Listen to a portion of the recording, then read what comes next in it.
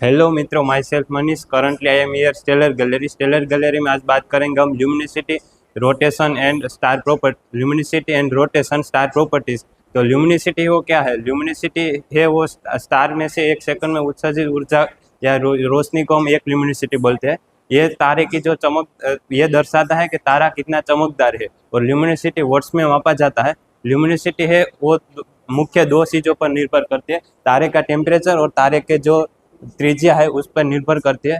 ल्यूमिनिसिटी है उसका सूत्र है एल बराबर 4πr² Boltzmann constant into T⁴ जहाँ एल है वो ल्यूमिनिसिटी दर्शाता है, और पाई है वो गणितीय अचळांक है, आर है वो त्रिज्या है, बोल्ट्जमैन कांस्टेंट है, और टी है वो तापमान दर्शाता है।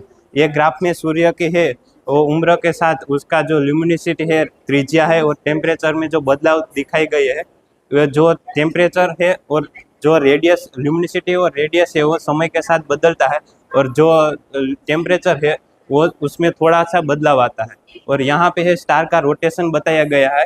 जो स्टार है उसमें डिफरेंशियल रोटेशन आता है। डिफरेंशियल रोटेशन क्या होता है? डिफरेंशियल रोटेशन यानी कि स्टार का जो अलग अलग हिस्सा है वो अलग अलग गति से घूमता है, तो उसे हम डिफरेंशियल रोटेशन कहते हैं। जो स्टार है वो घन पदार्थ से नहीं बनते हैं बल्कि वो प्लाज्मा से बने होते हैं, इसलिए वो स्टार का जो अलग अलग हिस्सा है वो अलग अलग गति से घूमता है।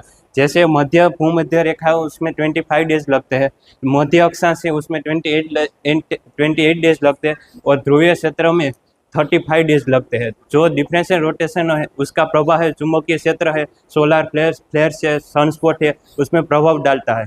और सन का जो चुंबकीय क्षेत्र है हर 11 साल में है वो पलट जाता है, यानी नॉर्थ और साउथ पोल है वो भी बदल जाते हैं।